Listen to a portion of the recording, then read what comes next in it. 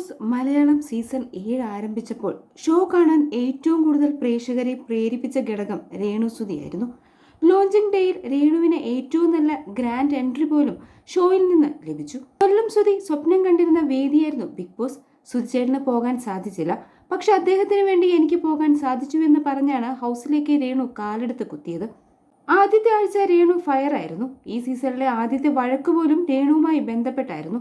ജനപിന്തുണയുടെ കാര്യത്തിലും രേണു മുന്നിലായിരുന്നു. പക്ഷെ ഒരാഴ്ച പിന്നിട്ടപ്പോൾ മുതൽ രേണുവിലെ ഗെയിം സ്പിരിറ്റ് കുറഞ്ഞു തുടങ്ങി. ഭക്ഷണത്തിന്റെ കുറവ്, മക്കളെ കാണാതെയുള്ള ജീവിതം എല്ലാം രേണുവിനെ ബാധിച്ചിരുന്നു.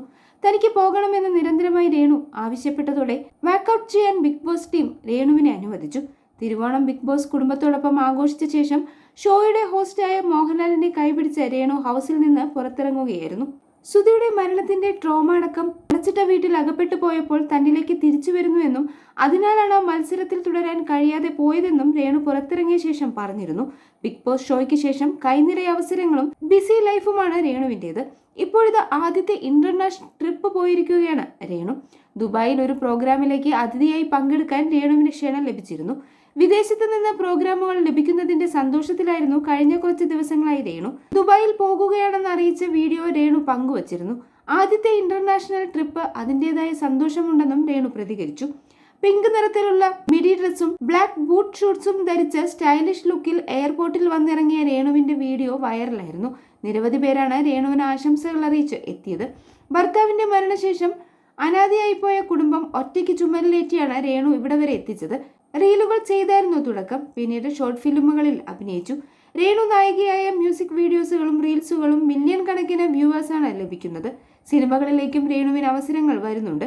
2 വർഷത്തെ കഠിന പ്രയത്നത്തിന്റെ ഭാഗമാണിപ്പോൾ രേണുവിന് ലഭിച്ച ദുബായ് ട്രിപ്പ്. കൊള്ളാം. വിമർശനങ്ങളിൽ നിന്ന് ഉയരത്തിലെത്തിയ രേണുവിന് അഭിനന്ദനങ്ങൾ. ബിഗ് ബോസിന് ശേഷം രേണു കൂടുതൽ സുന്ദരിയായി.